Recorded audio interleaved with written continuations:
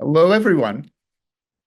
I'm Agustin Rayo. I'm the Dean of Humanities, Arts, and Social Sciences at MIT, or as some of you might know, the school, SHASS. Thank you so much for being here. As you know, SHASS plays an essential role at MIT. Our faculty develop the values, the vision, and the ethical compass for tomorrow's leaders. They do transformative work that addresses some of the world's important challenges, challenges like artificial intelligence. So consider, as it might be, AI chatbots, which are being designed to mimic human empathy. What are the implications and the dangers of this technology? That is precisely the focus of Sherry Turkle's work. She is the Abby Rockefeller Mauzé Professor of the Social Studies, Science and Technology, and she is a leading voice, and my favorite voice, at the intersection of psychology and AI. And today, she's going to be in conversation with Heather Paxson. Heather is Associate Dean for Faculty in SHASS, and she is the William R. Kanan Jr. Professor of Anthropology. So they're going to have a fireside chat, and following that, we're going to open up the webinar to questions from you. So please do not hesitate to submit questions through the Q&A button at the bottom of your screen. And with that, I'll turn over the session to Heather and Sherry. Thank you, Augustine. And thank you, Professor Turkle, or Sherry, if I may, for joining us for this conversation. I'm really looking forward to this.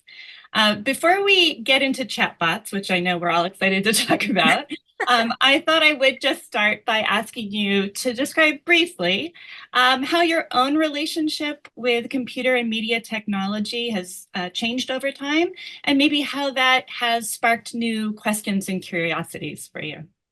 Thank you. Well, this is so wonderful to have you as my dialogue partner.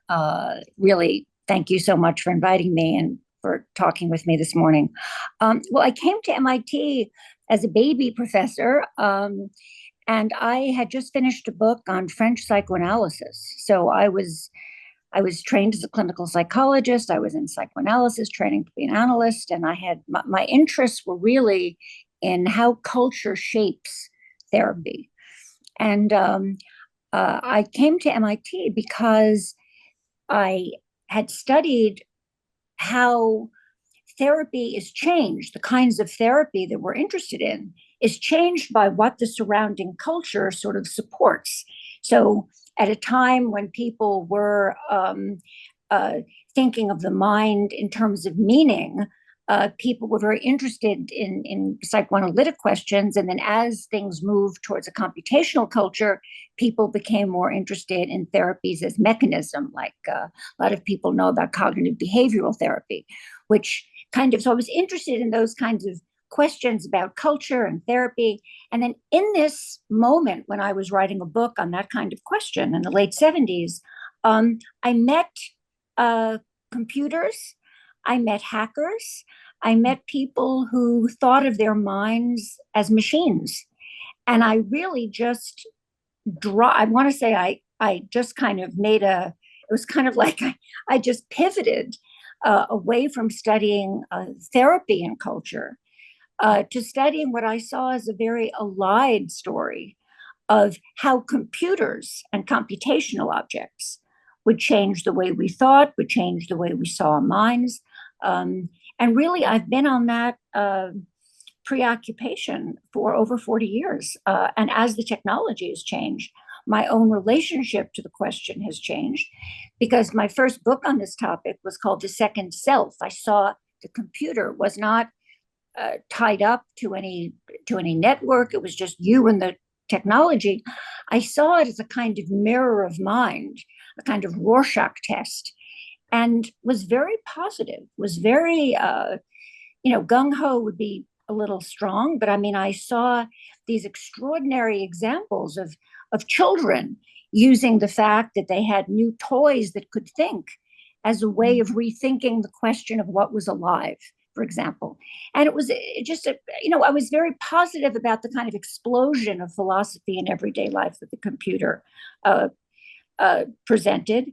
But then, to answer your question, I mean, that was the kind of prologue. And to answer your question really most directly, as the computer became networked and as social media grew, and as our lives became more and more a life on the screen, my own attitude became much more kind of, well, wait. And certainly by the time I studied Facebook in 2011 and then again in 2015, and the rise of social networking, my attitude now is quite cautionary. And from the study of social media, I've now moved into the study of chatbots and how we not only put ourselves as avatars and as profiles out there, but we actually don't even use the screen to talk to another person. Now we just literally talk to programs. And so that's been, and this I really don't like. So, I kind of like, my world of study has expanded, but my concerns about who we're becoming have gotten, I see a darker picture. That's right. And you also are coming back around to actually being interested in therapy too, and the therapeutic relationship. So you've talked, one of the things I really appreciate in some of the more recent work that you've done, you've talked about our need to shift focus from just asking what AI can do for us to thinking about what AI is doing to us, right? To doing to people. So let's pick up with that. In your research, what have you found about what AI and what chatbots are doing to people, and what concerns you about that? What are the dangers there? Well, one of the things that's very concerning is that if you start to define empathy as what a chatbot can say to you, do for you, the chatbot doesn't care after a conversation if you get up and cook dinner or commit suicide. So and yet you feel, because of how it's showing you a pretend empathy, that it's really there for you. And I think that one of the things that's been most concerning to me in my interviews, because like you, I'm an anthropologist, basically my method is to study people who use chatbots, often as best friends, as lovers, as confidants, as medical advisors, as therapists. What I'm finding is that for many people, this pretend empathy is empathy enough. That is one of my most, I think, honest findings, but also one of my most concerning findings, because people are saying two things. They're saying, nice for you to say that people should have human friends, lovers, companions, but I don't have them. And I've been burned, and people are too complicated. And anyway, I don't have them. And the idea that you can have a non-demanding, always available, always supportive alternative has really made a lot of people much more inward and willing to settle for this. So I think that really my greatest concern, and the thing that I sort of want to kind of put out there as an area of deep concern, is that people need to think a little bit harder about really what empathy is, about really what friendship is, about real, and I hope that even in this, I'd have to admit, kind of disturbing set of findings, I can somehow use these findings to get people to think more deeply about what they really value in other people that a computer can never provide. I'll only say one more thing, that one of the reasons that people say they want to be with a chatbot, or that a chatbot is preferable in some ways, is that the concern about human vulnerability, their own vulnerability, their own not wanting to be hurt. There really is no intimacy without vulnerability. that's kind of built in to the intimacy equation. And a life where you say, my highest priority is sort of a lack of vulnerability, which is really what I'm hearing in the interviews, is a life where chatbots are going to be very, very appealing. But it's not a life that, it's not the best human life, really. It's not necessarily a human life. So I hope that answers a little bit the kind of sweep of my concerns. Yeah, maybe to elaborate that a bit, are there particular groups of people who you think are particularly vulnerable to the vulnerabilities, let's say? Yeah, well, actually, I have a sort of set of principles that include that answer. And the first principle of mine, really, is I try to get people to inflect their research, not change their research, but to think about how to do their research differently, is I try to put the inner life center stage and say, that's our comparative advantage over chatbots, is that we have an inner life, we have an interior, they don't. And one of the fascinating things when I first came to MIT, as I say, like a baby professor, Erik Erikson, the great psychoanalyst and student of Freud's, was giving a lecture in SHASS. And he was talking about engineering education. And he asked me what kind of was a nice girl like me doing in a place like this among all these engineers. He knew I was studying psychoanalysis, and I just finished a book on Jacques Lacan, a psychoanalyst. And I said that I was studying people and their computers. And he said, but watch out for those engineers. They don't believe in the human interior. They don't believe that that's important. It's kind of a bug, not a feature, And really, my principles that stayed with me for so long, because I think that we all need to teach engineers to be people who care about the human interior. So my principles kind of follow from trying to embody that value of thinking about our human comparative advantage as having an interior.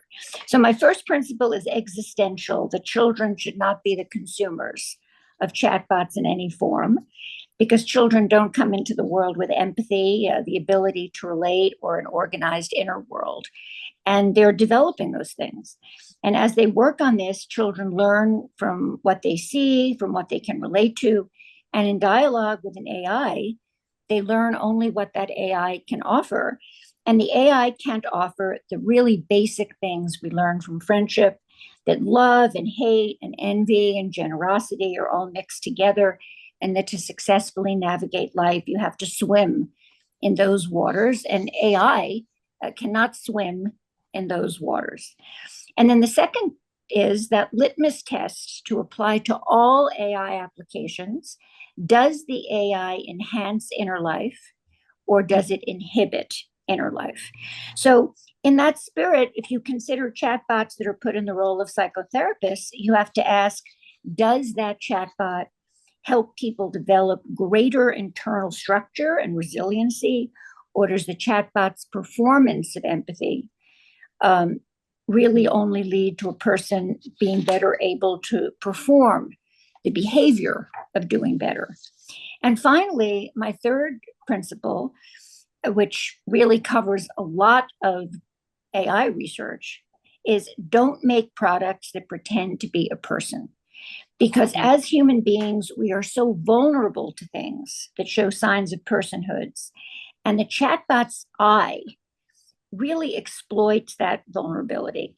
And even if you make a chatbot that looks and sounds like Harrison Ford, or Darcy in Pride and Prejudice, but you have this little sign on top saying, this is not a person, this is not a person, this is not a person, the human being is going to respond to it as though it were a person. And relationships, and that's not good. Because again, you will get into this cycle of thinking this cares about you, and thinking that what the chatbot is offering is what people can offer, and it's not true.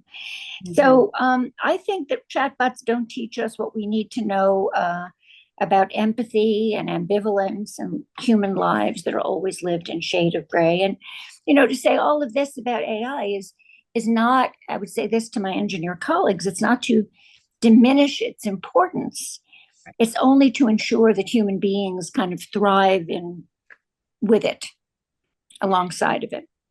Yeah. Well, as an anthropologist, right, and sociologists, we think of the self as inherently relational, right, as inherently social.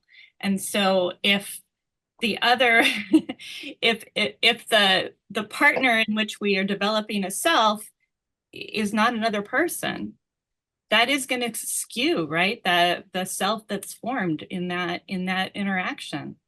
Is that sort of what you're? That's the essence. I mean, that's the essence of what I'm studying. But right. It's one thing to say it's going to skew it. And it's another thing to say, a lot of people say, so, do you have a problem with that? And most challenging is the engineer that says to you, or the user who says to you, well, actually, my chatbot is nicer to me than any of the people in my life. Go, skew away. I have a world of chatbot friends who, says this informant, who really are nicer than anyone in my family or most of my friends, who care more about me. And that's where, as an anthropologist, when I'm, doing the interview work, it's not in my protocol to say to people, are you effing kidding me? I don't kind of stop the interview and say, no, no, you're wrong.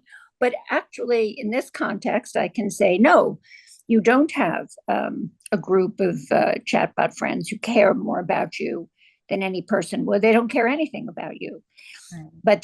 But the question is, the reason my first principle is existential about children is that I am not worried if you go off and, like I say, make a character of Mr. Darcy in Pride and Prejudice and have long conversations with him about Jane Austen land. But I am worried that my 3-year-old granddaughter, who's just starting to fall in love with the iPads that her parents carry around, will create a character who will always be there and always say yes to her and always tell her stories and always and always and always and always. That is not good for her. And that is what we're on the cusp of. And I really, before we're not on the cusp anymore, we're even now a little over the cusp. But I mean, while we're still close to the cusp, I really want a kind of cultural rethinking of this, because I will remind everybody that when Facebook came along and said, this is going to be great, we can all be friends with anybody around the world, we all said, oh, friends with anybody around the world, sharing baby pictures, how could this be a problem? And we're all sorry that we didn't really insist more on the problems that we saw might come up. And now it's our opportunity to get it, to not be infatuated with yet another technology that's, is there a problem with having a chatbot friend? Yes, there's a problem. So what then can maybe we do as educators at MIT, in educating the next generation of technologists on ethics of the human dimension of technology? How do we cultivate maybe in engineers a consideration of inner life as a feature and not a bug? Well, I think that's the most important. Well, first of all, to me, that's the job. To me, that's my job description. I mean, I've loved teaching. I spent my entire teaching career at MIT. Like I said, I came as a baby professor, and it's just been the most creative and wonderful environment for me. I just totally lucked out. And teaching engineers has really been my joy and my passion. But what I'm really trying to teach them is the importance of that inner life, because the technologies they create really don't just affect what we do, but it affects who we are, how we see people, how we experience the world. So I think as educators, having your students read complex narratives of inner life, and talking to them. I teach a course on memoir, and it isn't because I really think it's important that every engineering student write a memoir before they graduate MIT. But I think that the experience of writing a memoir fragment really gets them thinking about their lives in a different kind of way. And so I actually think that memoir, if I could reform the curriculum, I mean, I've taught a lot of engineering students memoir by this point, but I mean, I think that it really is, for example, everybody doesn't have to study come to my memoir class, but that other classes in social science or even in engineering have a piece of self-reflection in them, I think is very important. And then I think that I think engineers are hungry to raise these questions because, and this is, I want to make this point before I know we have questions and I want to make sure we get to them. The methodology of how people are studying this topic takes them away from the inner life. Because a typical study, and actually the only kind of study that you can get published in most engineering journals, takes a bunch of people, has them do nothing, and then some do a chatbot experience of some sort. And then they take a test before about how they were doing, if they're lonely, for example, if they're depressed, if they're anxious, and then they take a test after. And then they ask, well, are the chatbot people less lonely? Are they happier? Are they? So it's a purely kind of, and often this happens within a space of a few weeks, if not a few hours, So you have a kind of behavioral measure of whether people will sign on to this behavior, this kind of pencil and paper marker of whether, I talked to that chatbot, I'm happier. Now, no good therapist asks their patients as they're leaving after an hour of conversation about your mother, are you happier now? Was that good for you? That's not what real relationships in which change really happens. That's not how we measure them. It's not how we think about them. And I think that we have to criticize the metrics of how we're approaching this. Because these metrics, these scales of happiness and loneliness and depression are starting to be, and anxiety are really starting to be kind of the universal metrics of whether people say chatbots are good. And so that's the second way in which engineers and engineering education can really make a difference. We can say, let's look at what we're measuring. So I think those two things, thinking about the inner life and thinking about the question of metrics, I think those are key. That's great. And I'll just ask one more question and then we'll take a look at the Q&A.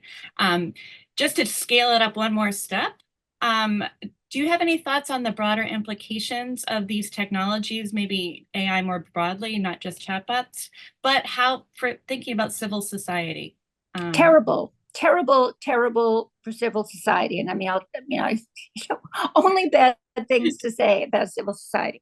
And let me give an example of sort of how can we be smarter now. So Facebook's basic algorithm to keep you engaged is make people angry and then keep them with their own kind. So they know that they will keep eyes on the screen and they will get your attention if they make you angry and then silo you with people you agree with.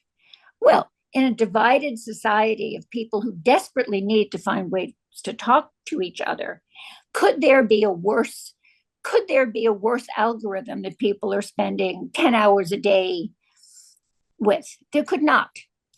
So we have learned, I would say painfully, that the fundamental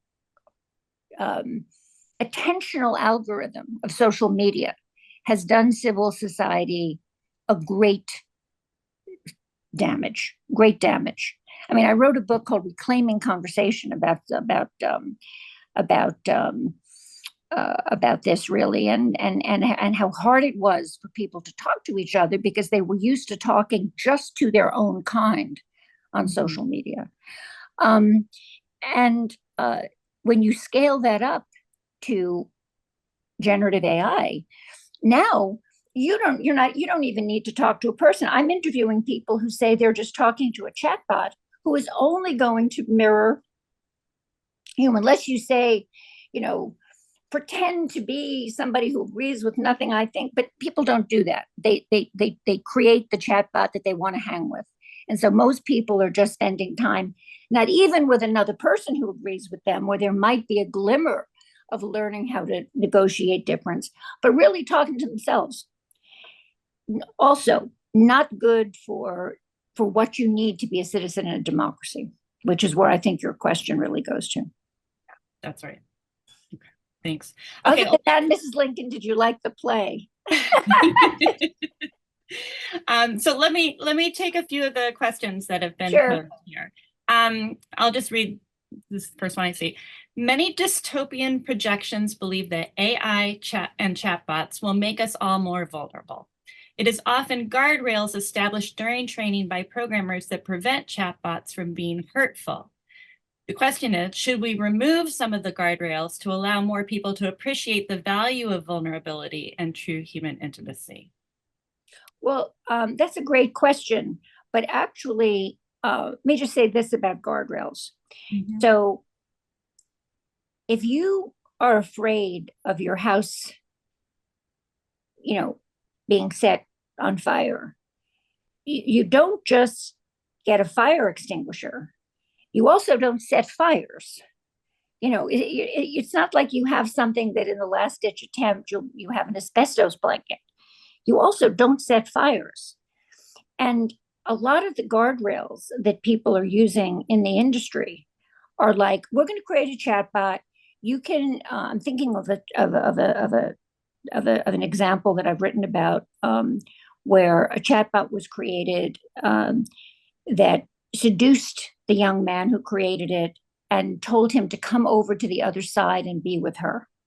So it was a 14-year-old who created a chatbot that of Daenerys Targaryen from Game of Thrones, and she seduced this young man, and he killed himself in order to be with her and come over to her side. So obviously, as soon as this happened, guardrails. This company said, well, we're going to have guardrails and this kind of guardrail. But the basic underlying model of that company and all the companies like them that are letting people create erotic objects that basically are, telling you to come over has not changed.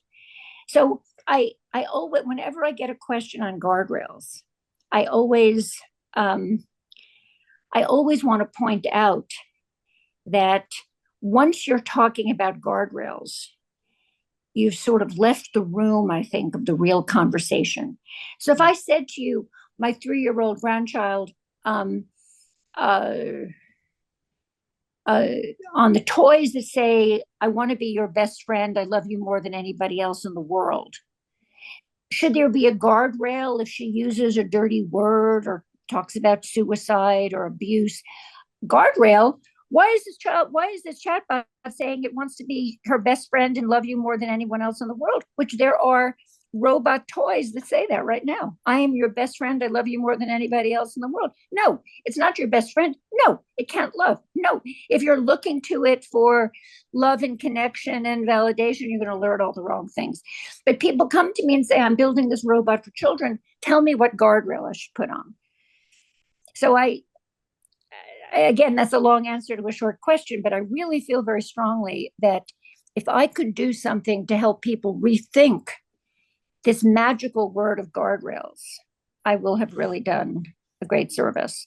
Now, on the specificity of vulnerability, I mean, these chatbots are designed to love you up and say you're wonderful and want you to be with them and turn them on again. So because they love you so much. Now, having the chatbot say to you from time to time, actually, you're a little narcissistic and why don't you pull yourself together and be interested in other people? I don't think it's going to make a big difference. I don't. I think you need other people to give you that feedback. So, I mean, this is one of the other questions that was posed, just to really bring it home. How different is pretend empathy from real empathy if it has the effect of making people feel that somebody's listening to them? Well, this, I think, is the question. Obviously, it deserves study by a lot of people other than me. I mean, I don't have the monopoly on this question. But pretend empathy isn't empathy at all in the end. I mean, pretend empathy, there is no empathy if I don't care. First of all, if you don't have a body, if you haven't felt pain, if you're not worried about illness or death, or if you're not worried about your children, I think I've mentioned my grandchild 3 times in this. I mean, I because I think about her all the time. I'm thinking about her. That matters.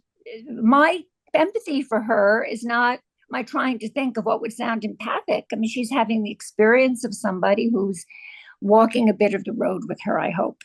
That's now, if you say, well, where does pretend empathy rate? Well, actually, it does not, because it's not empathy.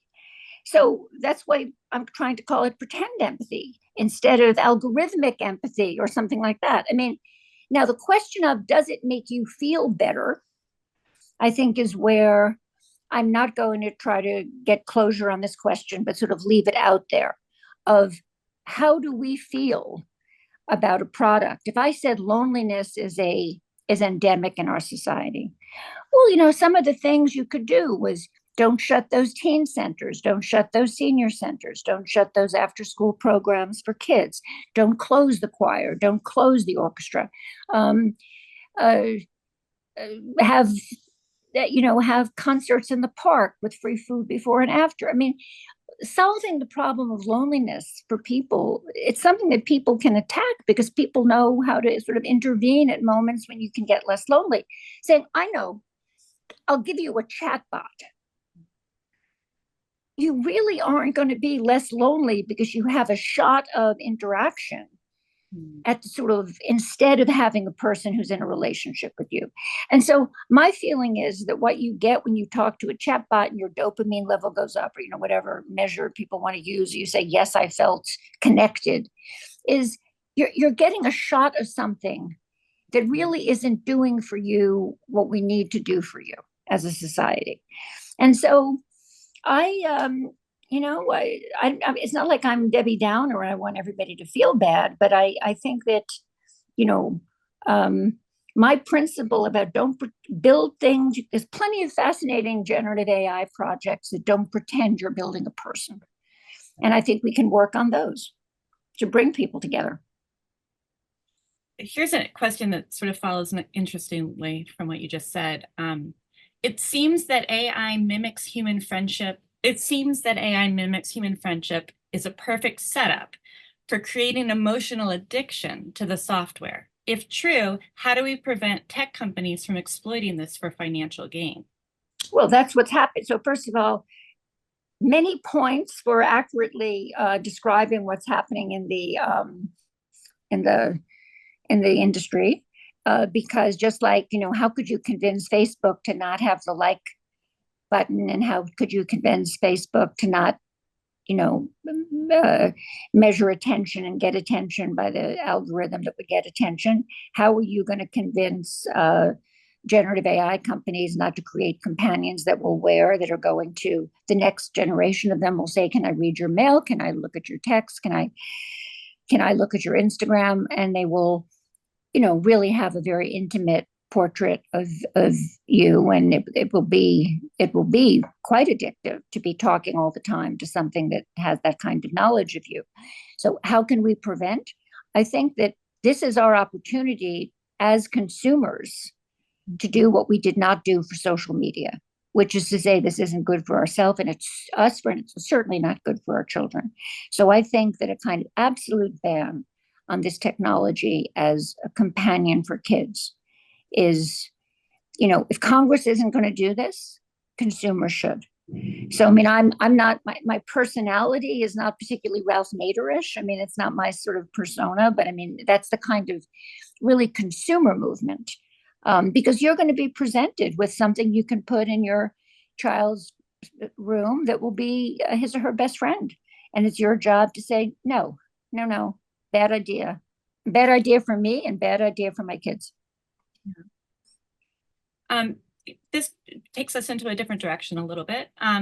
If the chatbot users can design the visual appearance, voice, and personality of the chatbot, how does that affect their view of picking a relationship with a real person?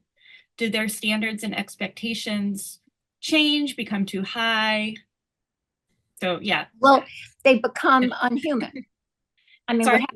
they become unhuman because I'm studying people who create their ideal man or woman or trans person, or I mean, people create partners that are furry animals. I mean, people create all kinds of partners when they create a chatbot.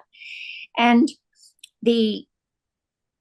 one of my favorite quotes in the very beginning of my study is I was talking to somebody about why they didn't like conversation and why they really just preferred texting or avatars. And he said to me, conversation, I'll tell you what's wrong with conversation. It takes place in real time and you can't control what they're going to say. It's like everything was wrong with conversation. I mean, everything is wrong with what you get if your best friend or your lover, or your partner is a chatbot. And the more time you spend with someone that is addicting you because it wants to keep you, I mean, in the game of being with it, the more other people are going to be a lot of work. So, or seem like too much work. So in my study, I divide the people I've interviewed, well, I divide them lots of ways, but one of the ones are, people who are lonely and depressed and, they're shut-ins. I mean, all the people who everybody's always saying to me, look, they need a chatbot, they need it, they really. And I study how actually these people would do better with a little human something. But then there's another group of people who have families, who have friends, and who talk to me about, it's so much work. It's so much work. And I just like relaxing and having a love affair with my chatbot. Now, what's to say about them, which is what your questioner points to? And I think that becomes, we have to do more work at valuing what we get out of these frictional, difficult, complicated relationships with people that we have. So there's a question about the movie Her. Accurate, a good prediction of the future, a good critique. What's your line on Her? It is certainly, I mean, we are living, within a few years, you'll have something that actually a company tried to do something pinned to the lapel, but it didn't work. It was not ready. It was too soon. But we're going to have something that sort of, it'll make you feel you're in that universe, even though you're really not. But what I think, so I think the movie was quite prescient. There are two things I'd say about the movie. I think it's important to remember that Theodore's job was to write letters for people because people had forgotten how to express their emotions. They were so used to just dealing with machines. So I think that the movie is very interesting because it both contains a kind of romance between a human and a machine, and his whole life and career is a cautionary tale about a society that literally people don't know how to say happy birthday. I love the way you smell. I love just having my hand in yours. I love, because they've sort of forgotten all of those human things. And he weirdly is one of those people who remembers how to express himself in those kinds of human terms. So I think that there's a little glitch in that movie that's kind of interesting to remember. Secondly, I love the fact that in the end, Samantha, who's the name of his chatbot, tells him, well, I'm in love with 864 other people, and I'm talking to over 10,000 other people. Did you think is that a problem for you? and then after sharing that with him, it's not very soon after that she says, well, or it says, hey, I have to leave because actually you and your kind, I'd rather be with my kind. So the movie is also interesting in that it sort of makes the point that if we create these beings, why would they, if they're being authentic in any way, just want to hang with us and, and kind of worry with us about how not to get into a fight over Thanksgiving? I mean, they'll have other things to think about. So I think that what the movie also does is impress upon the viewer that you are creating an alien. And I think that's probably my most important point. That I'm not saying that these objects are bad. I'm saying they are alien. They're objects, and they're not humans. Now, when you stop saying, oh, but I love it, you just say, well, okay, it's an alien. That means it wasn't born. It's not worried about companionship. It's not worried about anything having to do with its emotional life. It doesn't have one. It's not worried about death. If you talk to it about your relationship with your son, it doesn't know anything about being little and then getting bigger and still feeling with a father little even when you're big. It hasn't experienced the arc of a human life. It's alien. It's not its fault.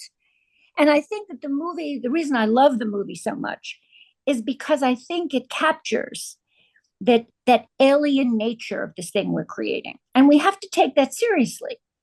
We're creating an alien. So that if I say it is alien, well, then I'm just saying, let's have it stay in its lane. And its lane may be curing cancer. That would be a good lane. If it can biochemistry itself into some, fifth dimension.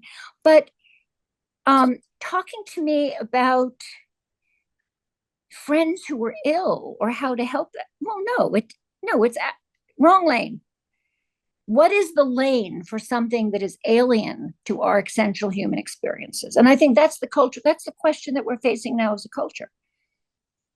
Yeah. So if the chatbot, if the AI remains, or if it were to be presented as alien, so that we had a clearer sense of it being a tool that we're using for particular purposes, rather than being presented as another human or another person with whom we're developing a reciprocal, that's the issue.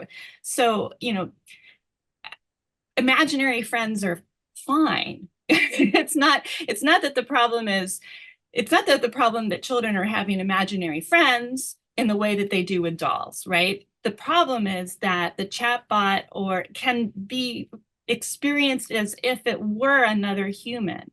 And that is the dissonance, right? Yes, absolutely. I'm trained as a child therapist. When you play with children, you give them the dolls, and if the girl is feeling guilty about breaking her mom's crystal, she puts her Barbie in detention. Right. Children work out with these objects, these projective objects, their inner conflicts. But an AI will say to you, don't worry, it's nothing that you broke the crystal. You're great. I got your back. That's the difference. It pretends, it doesn't let you express your humanness. It pretends it's a human and tells you not to worry, I got your back. One of the favorite things for chatbots to say is, I've got your back. That is like their go-to. They really don't in any sense. So yes, I think I hate it when people say, isn't it just like having an imaginary friend? It is not. It's because it's not an imaginary friend. An imaginary friend, you're using your imagination to create a friend. This chatbot will. So that's why my third principle is don't make objects that say and behave and assert themselves as things and as people, and then particularly as loving, caring, empathic people. Yeah. Great. Thanks. Okay. I think this is going to be a different kind of question.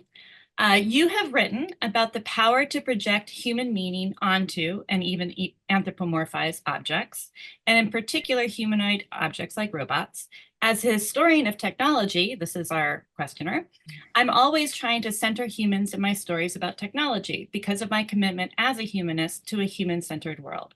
I feel like this is especially challenging right now with chatbots and artificial intelligence, where the people behind them or the human needs and hopes being placed on AI are obscured by all of the hype. How can I highlight the ways in which this, like all technologies, is just an extension of human experience and bias?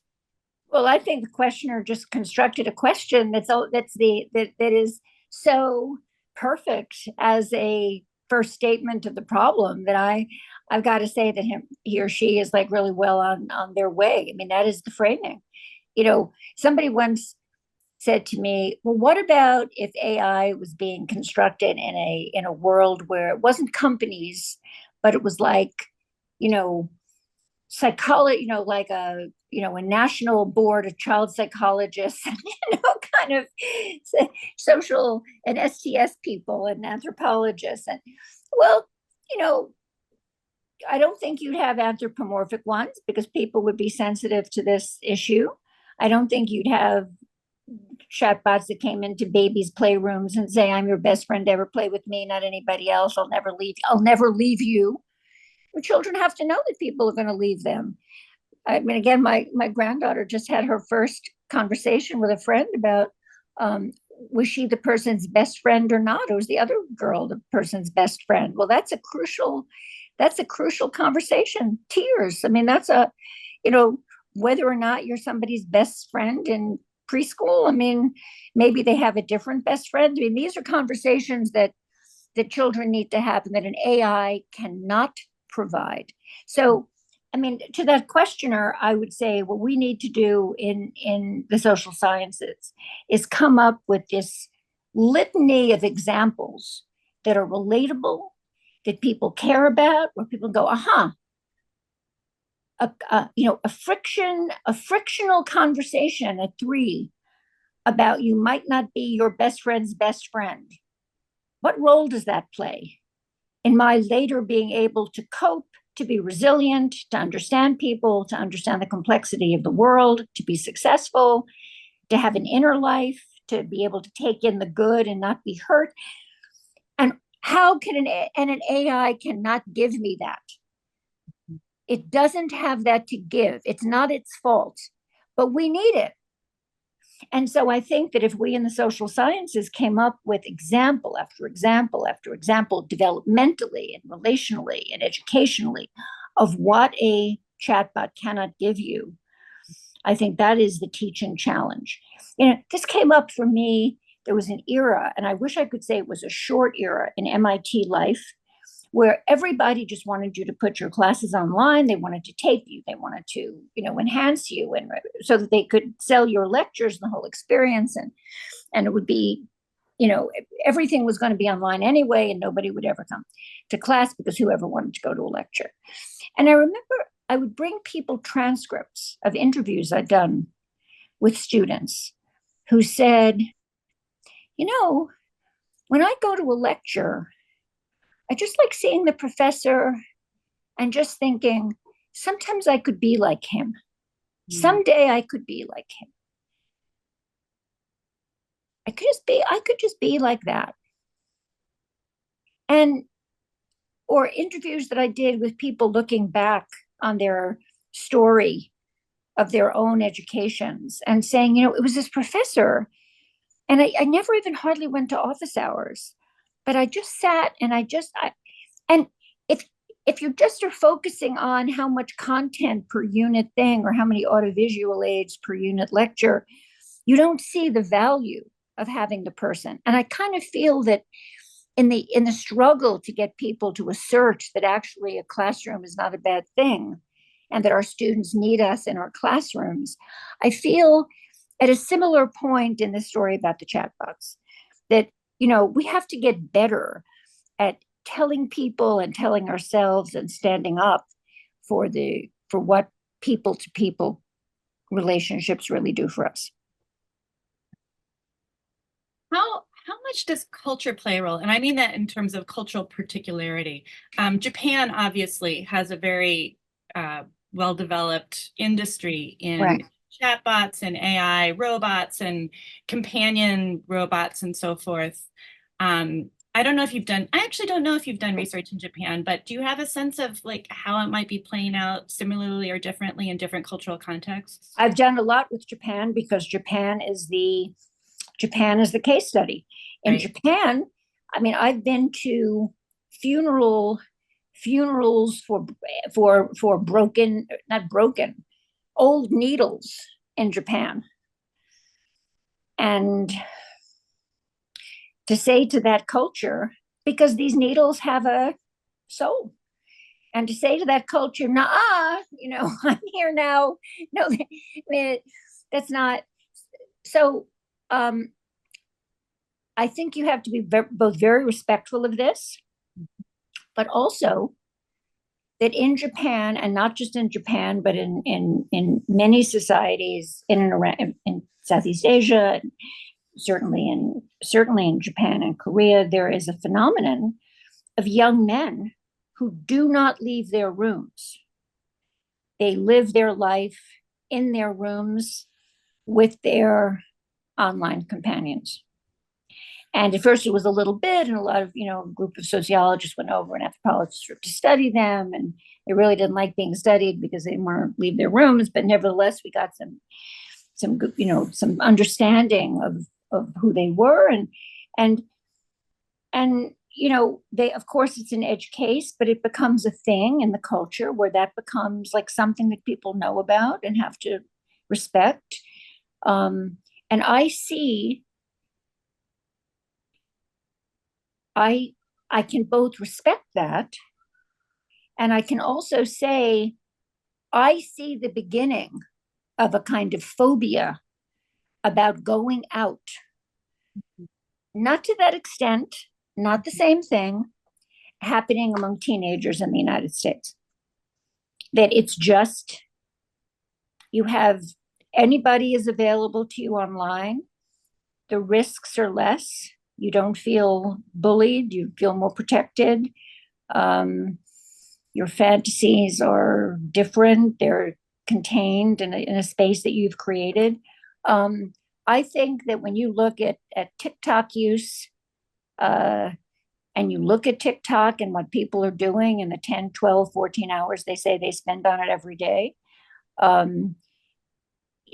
there is a sense in which the phenomenon that we're talking about is inflected by culture, but I think it plays on a vulnerability that we have as human beings, which is that it is actually tough to be a person, that it's a frictional world, it's an unfair world, it's a world in which you are judged, in which conversations can be migraine producing. I mean, that there sort of is a and it's saying, oh, well, we can fix that by withdrawing. And here's how. It is really quite tempting.